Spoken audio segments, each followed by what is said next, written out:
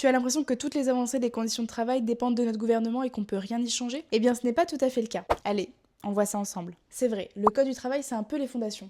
Il fixe les règles de base, globalement valables pour tout le monde, peu importe le métier. C'est le socle minimum. Par exemple, la durée du travail, 35 heures par semaine, fait partie de ces règles fixées par la loi. On retrouve ensuite les conventions collectives. Et c'est là que ça devient intéressant. Les représentants des employeurs d'un secteur d'activité et les syndicats négocient des dispositions conventionnelles qui vont venir compléter les dispositions du Code du travail, et ce, afin d'améliorer les conditions et la qualité de vie au travail en fonction des spécificités de chaque secteur d'activité. C'est ça une convention collective, qu'on appelle aussi une CCN, pour Convention collective nationale. Cette dernière est en constante évolution grâce aux accords de branche régulièrement négociés par les syndicats représentatifs du secteur. Enfin, à cela s'ajoute un dernier échelon, les accords d'entreprise négociés au niveau de l'entreprise. Et tu sais quoi, un accord d'entreprise peut être plus favorable pour les salariés qu'une convention collective.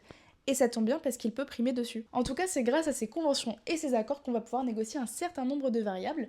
Par exemple, si on prend le cas de la grille de salaire, pour un métier donné avec un tel niveau d'études et un tel nombre d'années d'expérience, on va pouvoir fixer une fourchette minimum de salaire, souvent plus avantageuse que le simple cadre légal donc. Ces conventions et accords peuvent aussi venir préciser plein d'autres choses. Les primes, les astreintes, les horaires de nuit, le télétravail, les indemnités de licenciement, etc. Et même quand on ne travaille pas dans une entreprise, on peut avoir une convention collective. Typiquement, les salariés du particulier employeur, à savoir les personnes employées par un particulier, vont eux aussi avoir leur convention collective. Et c'est important de le savoir parce que qu'on soit dans une entreprise ou non, notre employeur ne peut pas fixer les règles qu'il veut. Non seulement il doit respecter le code du travail, mais en plus il doit respecter les conventions collectives et les accords d'entreprise quand ils existent. Enfin, pas pour les assistants maternels et familiaux qui ne sont pas régis par le code du travail, mais ça c'est encore autre chose. Et maintenant tu ne diras plus que